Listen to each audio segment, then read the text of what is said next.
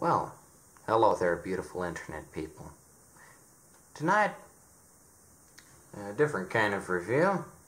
Well, I guess it's not really a different kind of review, but tonight we're going over all five classic anthology series, and I'm ranking them from worst to best.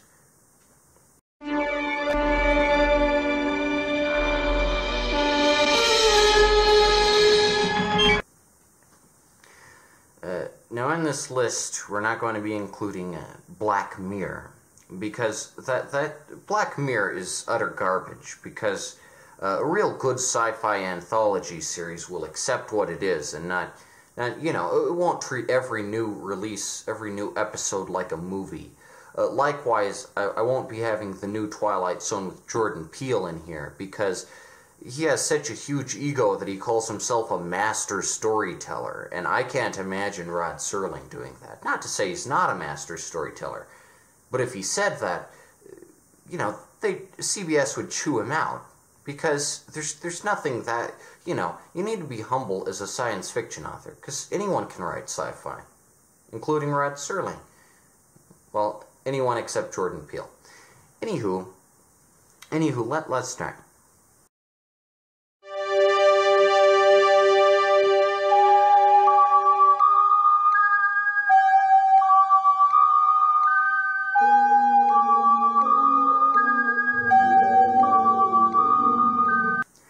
At number 5, we've got Tales from the Dark Side. This is the last good sci-fi anthology series, and it's from George A. Romero, the only guy who ever made a good zombie movie, and, you know, co-creator of Creepshow along with Stephen King.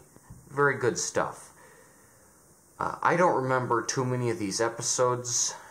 I remember the one about the impressionist who impersonates an alien or whatnot. Maybe that's just because it was the first one on the disc, but I've only seen this series a couple times, but I'm impressed by it. So, but it's not as good as the other ones on this list. It gets number 5 because it has some genuinely good episodes. Like, for instance, the one about the Alex Jones radio host, and this episode was made before Alex Jones even started broadcasting, I believe. And it's got Jerry Stiller and Satan, and it's very epic. If I remember correctly, it's there's a parody of it on the Ben Stiller show, and I didn't even realize until, like, I don't know, maybe 2 years ago that sketch is Ben Stiller parodizing something his own father did, which is kind of bizarre. I always forget Jerry Stiller is Ben Stiller's father. But and the other episode I'd recommend, and this is the only other one that I remember, is The Last Car. That one is just sheer nightmare fuel.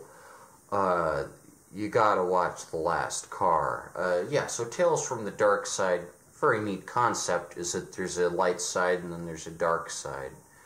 And it sounds like it's ripping off Star Wars, but I assure you it's not. It's a great series, and George A. Romero is definitely, I'd say, the best of the 80s. He made the best stuff of the 80s. You know, he's a visionary when it comes to that.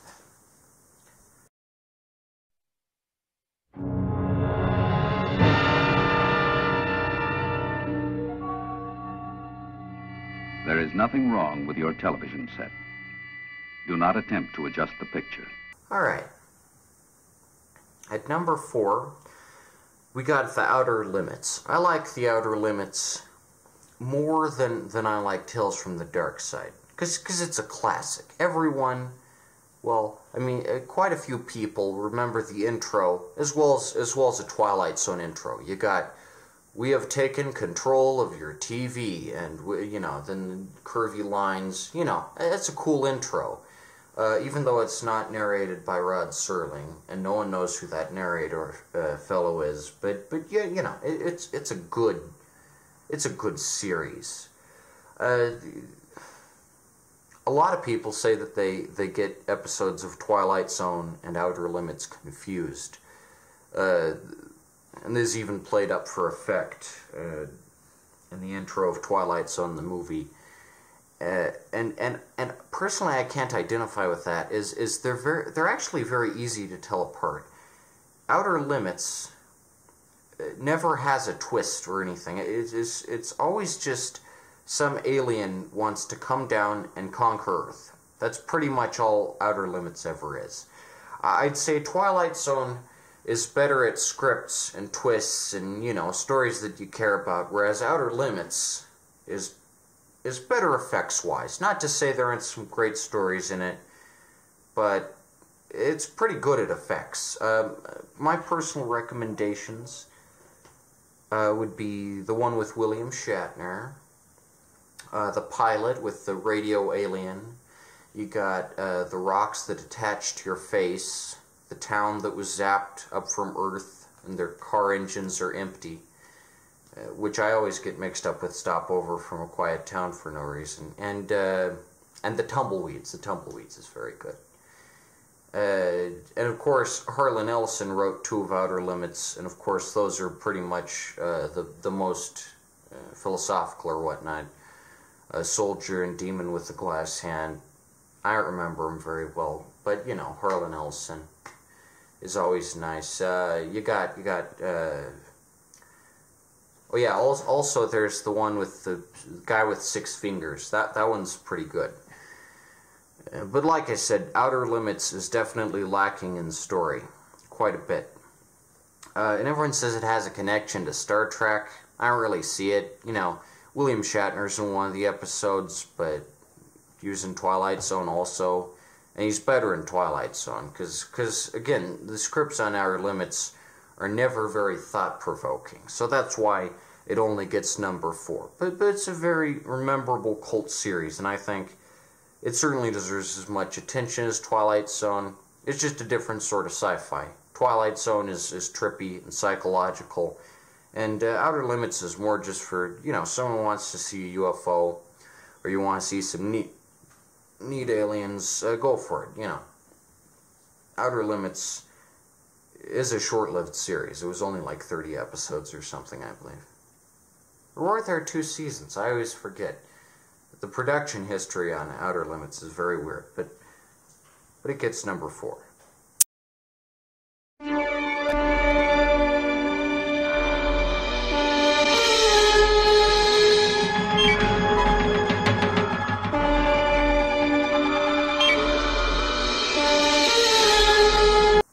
Alright, number 3, we got Night Gallery. Many people will say that Night Gallery isn't as clever as Twilight Zone, and I beg to differ, because Night Gallery is so good.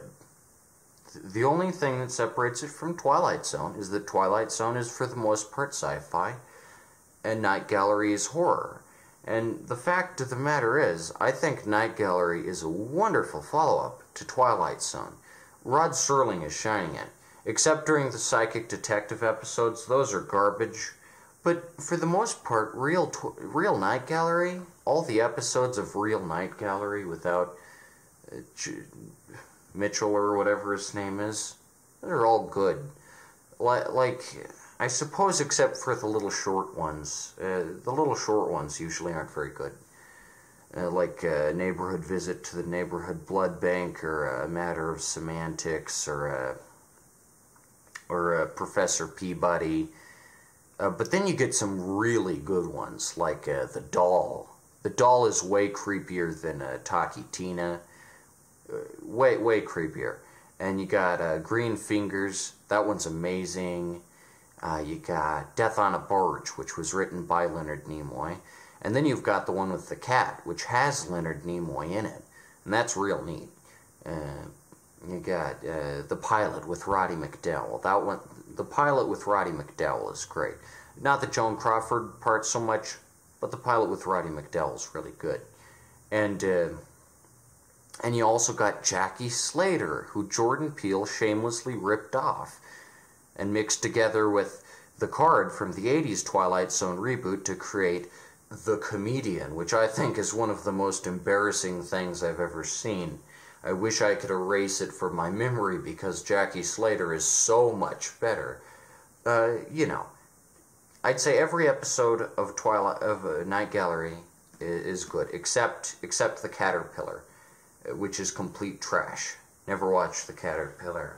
But apart from that, you got A Fear of Spiders. You got you know, you got, oh gosh, I forget all of them, because they're so good. Like, you can't say that Night Gallery isn't as good. It is, I'd say that part of what kept it from catching on is that it's shot really weird. Twilight Zone is shot in a relatively normal fashion.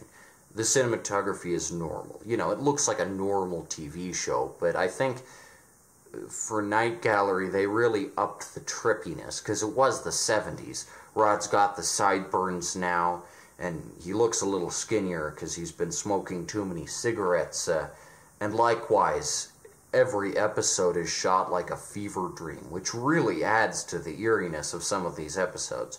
It makes some of them a little corny. But, I mean, I grew up on Night Gallery. I saw Night Gallery before I saw Twilight Zone, and the experience of watching it with 90s commercials from the Sci-Fi Channel taped onto videotape, watching 90s commercials in 2008 or whatnot, all coupled with this really weird show that was shot like a fever, you know, like a crazy, like insane. You know, that was a fun experience. You know, it's a phenomenon. You gotta watch Night Gallery because it's so good sometimes. So yeah, it gets number 3. I think it's definitely as much fun as Twilight Zone, and you need to check it out. Before this terrifying adventure is ended, you'll change some of your outdated ideas about vampires. As sure as my name is Boris Karloff. Okay, number 2, we got Thriller with Boris Karloff. And this is kind of neck and neck with Night Gallery, but I gotta put Thriller above Night Gallery, because even less people are aware of the existence of Thriller, which I think is really insane. Because it's got Boris Karloff, it's got Frankenstein, and nobody knows that this thing exists. So, Thriller essentially is a lot like Twilight Zone, except sometimes there's no supernatural element. It's never sci-fi. And what's more, Boris Karloff is kind of like Rod Serling, except the fourth wall breaks are a little more interesting. Like usually on Twilight Zone, Rod Serling will just be in the same room as the other actors and he'll be invisible to them. Whereas on Thriller, like for instance in The Devil's Ticket, Boris Karloff introduced the cast and they're in paintings. You know, kind of more interesting way of introducing the cast in my opinion. Boris Karloff is always very clear about who's playing what. And then, in some of the episodes, and these are my favorites, like Premature Burial and Conrad Markson, Boris Karloff actually plays a character in the story as well as being the host, which is something Rod Serling, of course, never did. And Boris Karloff is always very witty about the fact that he looks just like this character he's playing. He's like, oh, what a sot, or something. And it's always very funny. I think that happens like 4 times throughout the series. But, you know, it's very good. Boris Karloff, his later career, definitely was no worse than he was in his early days as Frankenstein. And, you know, just the best portrayal of Frankenstein. He's the best mummy. The version of him as Mummy is way better than the Lon Chaney version, or the Brendan Fraser version, or the Tom Cruise version. Boris Karloff outdoes them all. Now, you might think, well, this is kind of confusing. I only know about Thriller, the Michael Jackson song. And personally, I think maybe Michael Jackson kind of ripped off the idea, because Thriller the Thriller music video has Vincent Price, and Boris Karloff was already dead by that point, of course, but Thriller, the series, I think, really kind of revolutionized the thriller genre. Because prior to the Thriller series, I don't know if the thriller genre existed. There's an episode called Child's Play. It doesn't have Chucky in it. It's just about a psychopathic kid. And it's far more realistic than Billy Mooney in the cornfield. And in addition to that, you've got such classics as Man in the Middle, which is basically just about this guy who, he's pathetic, and he gets in the wrong, he's in the wrong place at the wrong time, and he gets in a whole mess. Kind of like Harrison Ford in The Witness, or Harrison Ford in The Fugitive, or Harrison Ford in The Cantina. But my point being that, it's the episodes of Thriller that don't have a supernatural element like The Devil's Ticket, which is very cheesy, but it is a lot of fun. The episodes without a supernatural element, I'd say, are definitely a predecessor to your modern Thriller, and as such, Thriller definitely needs to be recognized for its contributions to the television medium. Because the writers on here are very cool. And also, whereas Twilight Zone just has the basic CBS soundtrack that was also used on stuff like Perry Mason, Thriller always has this really neat, deep jazz tunes that they really ooze noir, they really ooze, this is a foreboding atmosphere, really neat jazz, really good jazz. Whoever did the soundtrack for this is amazing. Boris Karloff is a great host. I think part of what made this series kind of die off is that it doesn't have any celebrities, none whatsoever. William Shatner isn't any of them. Burgess Meredith isn't in any of them. Unlike Twilight Zone, which has William Shatner and Burgess Meredith and Satan and Julius Smoomer and Fortune Fitzgerald and all those, fellas. Thriller doesn't have much in the way of celebrities. Burt Reynolds, Robert Duvall, Julius Smoomer. Twilight Zone has all that. Thriller, the actors are pretty unknown. I mean, sure, Parasite Mansion, it's obviously a predecessor to the hillbilly horror genre. It's just like The Hills Have Eyes or Texas Chainsaw Massacre or House of a Thousand Corpses, but no one's seen it, even though James Griffith's portrayal is very good. So yeah, that's Thriller. One last note about Thriller is that the opening graphic, the Thriller web, I'd say is good a graphic as the Twilight Zone spiral, because the Twilight Zone spiral indicates you're about to go into something trippy, and it's about to, just spiral you into, into a trippy dimension. But whereas the Thriller web signifies the lies and deceit and drama that's going to go on between the characters, which is also real epic.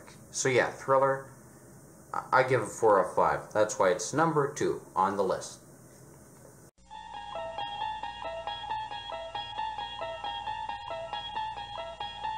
You unlock this door with the key of imagination.